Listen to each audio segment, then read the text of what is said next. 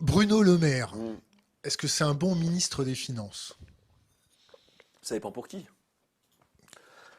Ça dépend pour qui. Quand on dit qu'en 5 ans de mandat de Macron, les 5 premières fortunes françaises, elles ont vu leur patrimoine tripler, je pense que pour eux, c'est un excellent ministre des Finances. Et comme ce sont les mécènes et les premiers mandataires de Macron, Bruno Le Maire et compagnie, d'un certain point de vue, c'est un très bon ministre de Finances.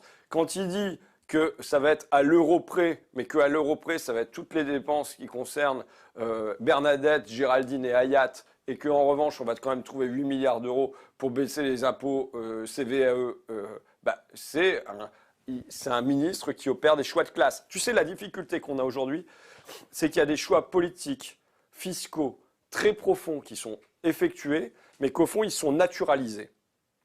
Ça veut dire quoi? Ça veut dire qu'ils ne sont pas présentés comme étant de la politique, qu'ils ne sont pas présentés comme étant de véritables choix, mais qui sont recouverts d'abord du Covid, une maladie, une fatalité, un fait naturel, et maintenant de la guerre en Ukraine, ah ben qu'est-ce qu'on y peut et donc, à partir de ce moment-là, des choix politiques profonds s'opèrent sous cet habillage-là, sous ce costume-là, et se retrouvent naturalisés en un mode on n'a pas le choix. Tu vois, il n'y a pas d'alternative de Margaret Thatcher. Et au fond, il nous enferme en permanence dans un c'est comme ça, dans un on n'a pas le choix, qui aujourd'hui se fait sous ce costume de la guerre en Ukraine.